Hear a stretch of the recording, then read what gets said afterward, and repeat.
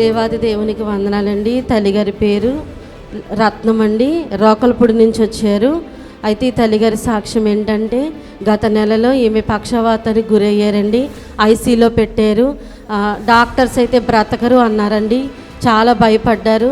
ఈమె ఆ మరణ పడకల మీద అలాగే మొరపెడుతూ దేవుణ్ణి, ప్రభువా నన్ను స్వస్థపరచండి, నన్ను లేవనెత్తండి, నీ సన్నిధికి వచ్చి నేను సాక్ష్యం చెప్పుకుంటాను, నాకు ఒక అవకాశం ఇవ్వండి, నాకు ఆరోగ్యం ఇవ్వండి అని ఈమె కన్నీటితో ఆ మరణ పడకల మీద మూనుగుతూ ఉండగా దేవుడు దర్శించాడండి.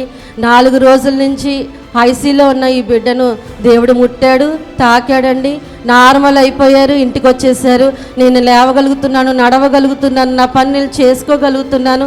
దేవాది దేవుడు నా జీవితంలో గొప్ప అద్భుతాన్ని ఆ మరణ పడకల నుంచి నన్ను లేవనెత్తాడని సాక్ష్యం చెప్తున్నారండి. దేవుడు చేసిన అద్భుత కార్యాలను బట్టి దేవుని నామానికి మహిమ కలుగునుగాక. ఆమేన్.